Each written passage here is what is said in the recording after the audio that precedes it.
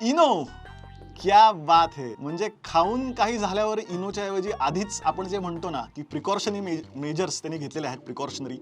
आणि हे काहीतरी विचित्र रंगाचं सिरप टाकलेलं आहे, त्याच्यामध्ये दूध. ते चॉकलेट असावं असा माझा समज आहे, कारण चीप लेवलचं जे चॉकलेट असतं त्याचा रंग त्याच्यामध्ये दिसतो आहे.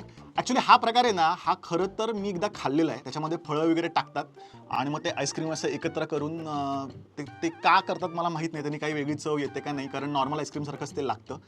आणि अशा सुरळीच्या वड्या करून आईस्क्रीमच्या कागदी प्लेटवर ठेवलेल्या आहेत.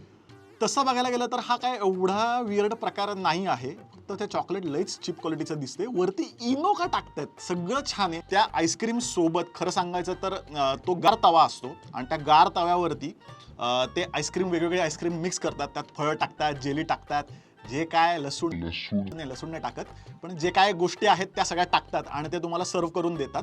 खरं तर हे थोडं टेम्पटिंग पण आहे, बरं पण लागतं. पण इनो काय टाकलं म्हणजे त्यांनी हे कन्सिडर केलंय की पोटाचा काहीतरी होणारच आहे, त्यामुळे इनो आधीच दिलेलं बरं.